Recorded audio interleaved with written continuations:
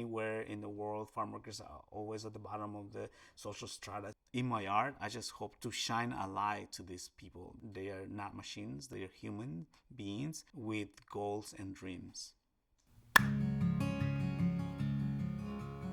I grew up in a small town on the outskirts of Oaxaca City called Santa Cruz Papalutla. It was a poor community. Going to school was difficult. The roads weren't paved. I came to the United States when I was 20 years old. My first memories in the United States had to do with education. I wanted to understand the culture. I wanted to know what the movies were about. And so my brother took me to Hollywood High within the first week of arrival. And that's where I enrolled to learn English. And I got my high school degree in 2006. By that time, I was already 29, and I took an art history class, and that's when I fell in love with art. And so that's how I ended up in art school.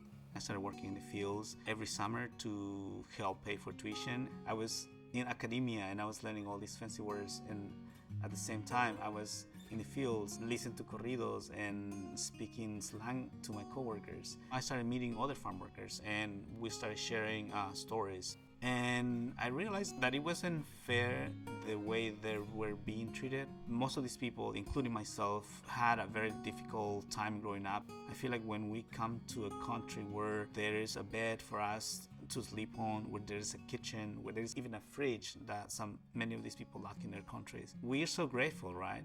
But then we're so grateful that sometimes we don't say anything, and the companies take advantage of that.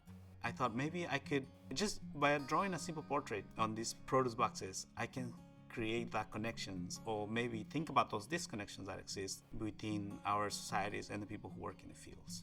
The conversations during my critiques were more about technicality. Nobody was really talking about the farm workers. At one point, I was frustrated and stopped painting. And I went back to what I used to do when I was working in the fields, which was painting and sketching on cardboard. I drew a banana man on this banana box, and that's when I would introduce my experiences of me working in the fields, which were maybe not the same, but similar to this person who was in this box. I've had a few exhibitions where the audience is the farm workers themselves.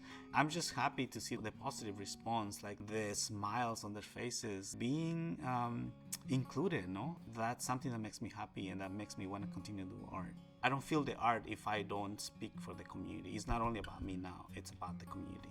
My name is Narsiso Martinez, and this is my brief but spectacular take on painting the people who feed America.